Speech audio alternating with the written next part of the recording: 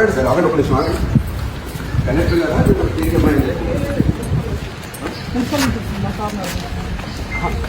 దేనికోసం చెప్పండి. ఇప్పుడు నా ఇల్లు ఇప్పుడు ఇన్ని రోజులు మెజర్మెంట్ తీసుకొని సార్ చెప్పండి సార్. నేను ఏం తప్పు చేసినా కలెక్టర్ గారు ఇట్లా మీరు అంటే మనుషులను బతకనీయమంటారా వద్దంటారో చెప్పండి. మీరు ఆగండి, ఎందుకు వచ్చారు? నా పర్మిషన్ లేకుండా ఇంటికి ఎట్లా వచ్చారు చెప్పండి. ఎవరు చెప్పారు? మీరు ఆగండి, నా పర్మిషన్ లేకుండా ఇంటికి ఎట్లా వస్తారు? అవునా?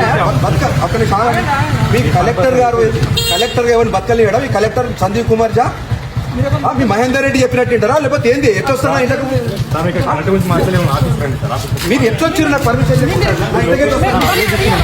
నోటీస్ ఇవ్వాలి గాను, నోటీస్ ఇవ్వాలి కదా. ఇది అవి కక్ష సాధింపులు.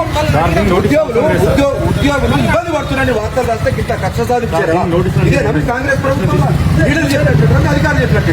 మీరు ఆగండి సార్, వచ్చే సందర్భం చెప్పండి. దేనికోసం వచ్చి చెప్పండి నాకు ముందు.